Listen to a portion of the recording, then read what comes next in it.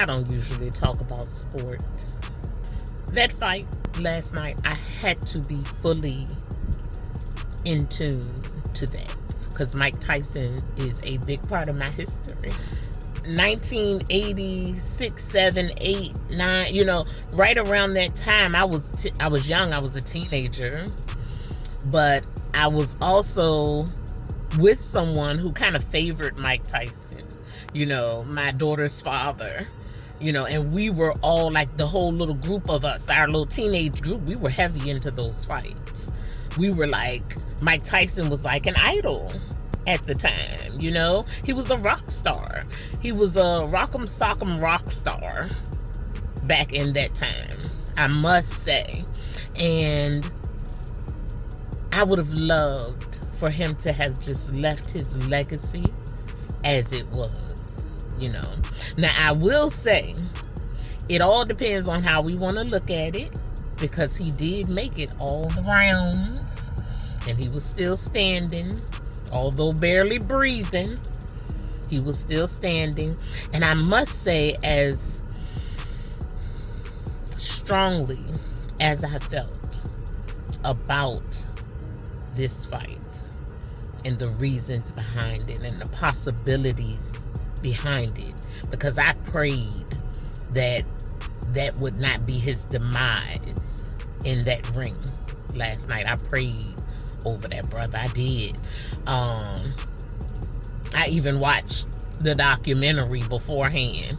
When I get into something, I get all the way in. Okay? So I checked the documentary out before the fight, and I learned a lot. I'm thankful that he made it through, and I still pray over his health. I also give that young man props, even though I don't agree with that whole display. I give him props because he could have killed Mike in that ring. And at the end, that last few seconds of that fight, he honored Mike. That touched me because I know that he could have killed Mike Tyson. When I watched the clips from his fights and I saw the power that he held, like the power that Mike Tyson once had, if he wanted to, he could have demolished him because his legs weren't ready for it. Coming out of the locker room, his legs weren't ready. And that gave me anxiety. It really did. I said, oh no. No. I give Jake Paul props for his grace at the end of that fight.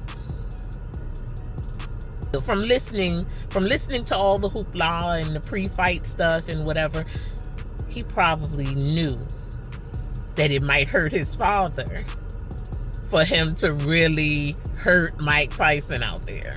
And I love Mike Tyson. I do.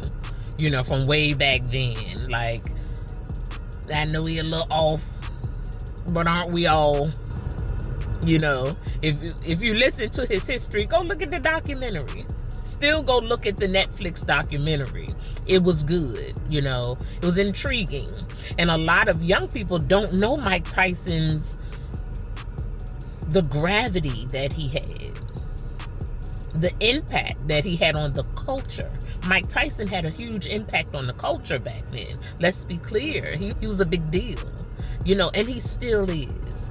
When Jake Paul jumped up on that stage is when Mike Tyson really showed the extent of the spunk that he still has. He may not be able to show the same fire for a full 8 rounds anymore, but don't pop up on him.